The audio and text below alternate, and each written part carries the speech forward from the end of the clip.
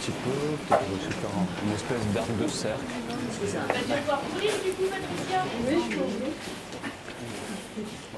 Suite à la fusion de l'hôpital de Saint-Omer et de l'hôpital ici d'Elfaux, en fait le site a récupéré les collections de l'hôpital général Saint-Louis de Saint-Omer.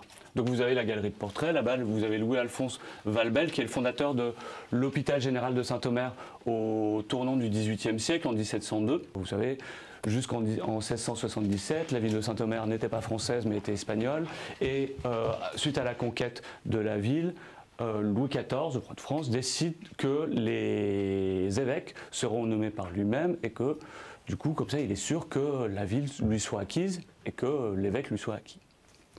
Et au XVIIe siècle, toujours Louis XIV, a institué la fondation des hôpitaux généraux qui sont là pour combattre la mendicité. C'est-à-dire qu'on va accueillir les mendiants dans ces bâtiments, on va également accueillir les enfants de familles pauvres. Les chefs plutôt de chaque corporation de la ville sont invités à venir dans ce bâtiment-là pour inculquer une éducation pratique aux enfants.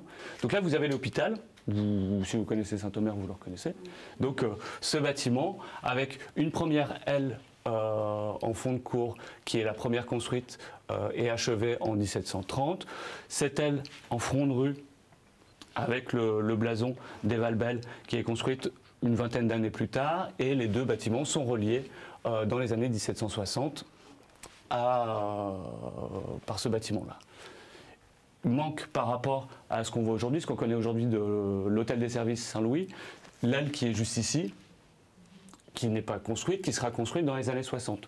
L'hôpital Saint-Louis n'était pas dans ce bâtiment-là, il était près de la rue de Thérouanne, si vous connaissez, là où est le lycée Durand. Donc, suite à la guerre et au bombardement de ce bâtiment, et ensuite, en 1996, il va y avoir fusion de l'établissement. On va fusionner les deux établissements.